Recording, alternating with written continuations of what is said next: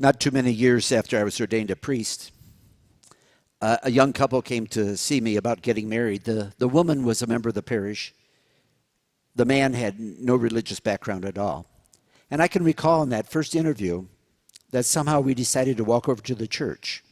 We entered the church, and the young woman, the bride-to-be, was standing there talking to me. And the guy, who probably had never been in a church before, started looking around. And pretty soon I noticed that he saw the Stations of the Cross on the walls, and he started following them. In that church, the stations were rather large, as they are here, and he started following them one to the next to the next. Meanwhile, the woman and I kept on talking. All of a sudden, the guy got over to number 12, where Jesus dies on the cross. And I could see he became very agitated, alarmed even. And he came walking over to us very quickly. And he pointed over there and he said, "Who was that man? Why did they do that to him? Did he die that way?" Well, to be honest, I was a little bit flabbergasted that there was any adult in the late part of the 20th century in Northwest Ohio who would ask questions like that, who did not know who Jesus was. I'm sure I tried to give a simple answer. But even as I tell the story today, I still find it almost a disbelief that he could have gone through his years of growing up and not had some notion of that Jesus had died on the cross. Hard to believe.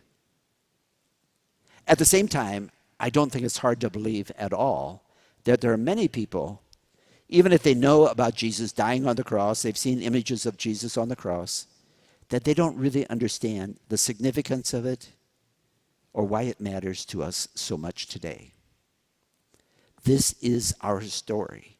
We come to Passion Sunday. We started with Palm Sunday. Now we're in Passion Sunday. We'll be going through Holy Week. But as we come into the Passion account, we have to read it. We have to meditate on it because it is our story. It's not just something of the past. And we realize the significance is it has transformed us. Perhaps you remember back at the beginning of Lent, I think it was on Ash Wednesday itself, in my homily, I talked about the three Re's, R-E, redemption, repentance, and reconciliation, or reconciliation, the three Re's. Since then, I've had different people ask me, well, which one comes first? The redemption on the cross, our repentance, the reconciliation? I said, I'm not sure that they are sequential. They're all happening. They are interconnected. Today we're perhaps focusing on the redemption, Jesus' death on the cross, but it is also what both calls us to repentance and is more significant to us because of our repentance.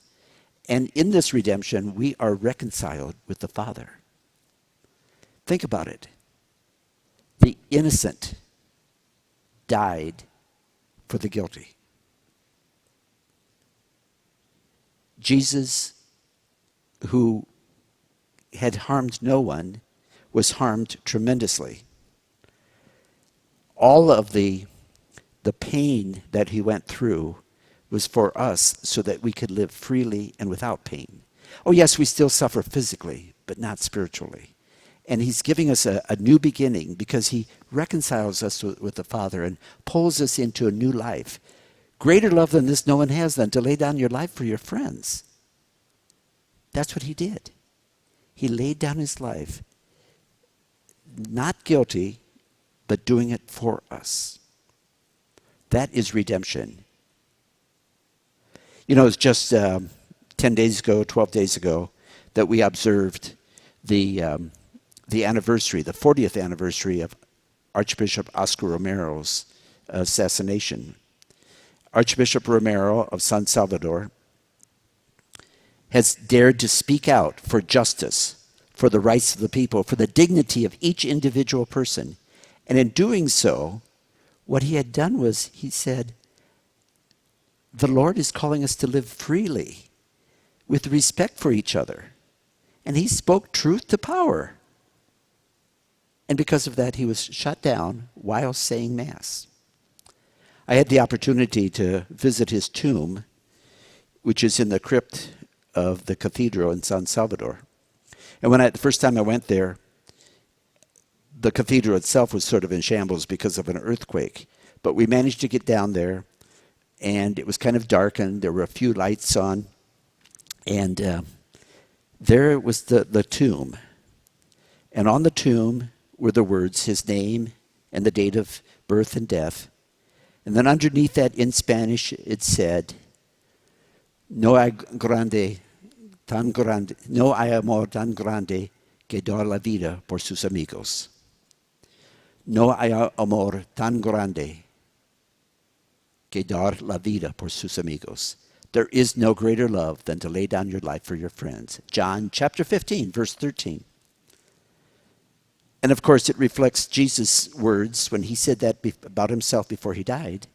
So Romero reflected that, but Romero also knew that Jesus was the one who had died for us.